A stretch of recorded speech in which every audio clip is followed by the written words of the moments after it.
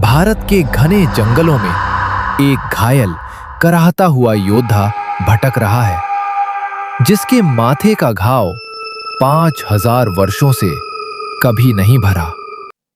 He is Ashwatthama, Drona पुत्र, रुद्र का अंश और महाभारत का सबसे रहस्यमयी योद्धा।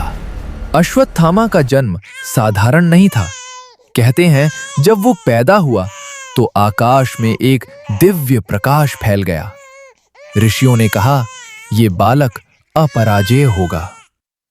उसके माथे में जड़ी दिव्य मणि उसे बनाती थी अजेय।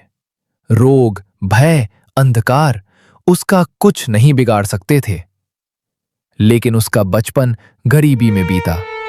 द्रोणाचार्य साधु थे।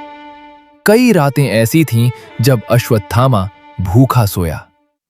एक दिन वो पानी को ही दूध बताकर पिता को देने लगा और रोकर बोला, पिताश्री, मैं आपके लिए कुछ भी कर सकता हूं। द्रोणाचार्य ने उसी दिन प्रतिज्ञा की, मेरा पुत्र दुनिया का सबसे बड़ा योद्धा बनेगा।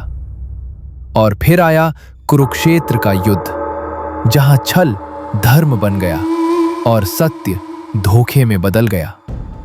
युधिष्ठिर से कहलवाया गया, अश्वत्थामा मारा गया। ये सुनते ही द्रोणाचार्य का हृदय टूट गया और उन्होंने प्राण त्याग दिए।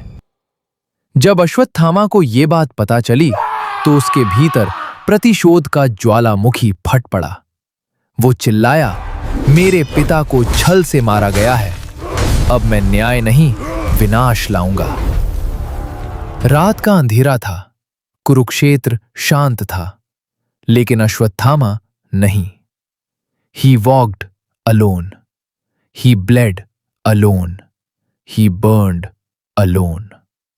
वो एक प्राचीन शिवलिंग के सामने गिर पड़ा और बोला, हे महादेव, मुझे शक्ति दीजिए, मैं अपने पिता का प्रतिशोध लेकर रहूंगा। मिस्टिक्स कहते हैं उसी रात रुद्र का प्रकोप उस पर उतरा।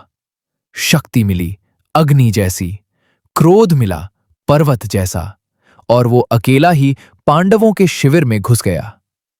लेकिन उस रात उसने एक भयानक गलती की।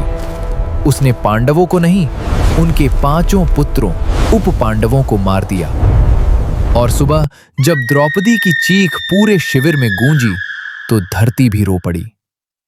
कहा, तुम जियोगे लेकिन कभी मर नहीं पाओगे, तुम्हारे घाव कभी नहीं भरेंगे, तुम्हारा शरीर सड़ता रहेगा और तुम इस पृथ्वी पर हजारों वर्षों तक भटकते रहोगे। कृष्ण ने उसके माथे से दिव्य मणि निकाल ली और उसी पल एक योद्धा नहीं, एक शापित प्रेत जन्मा।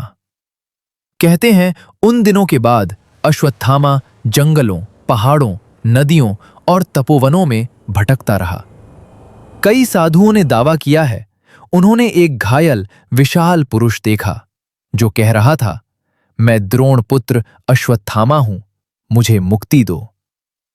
क्या यह सिर्फ कहानी है या सच में वो अमर योद्धा आज भी हमारे बीच भटक रहा है?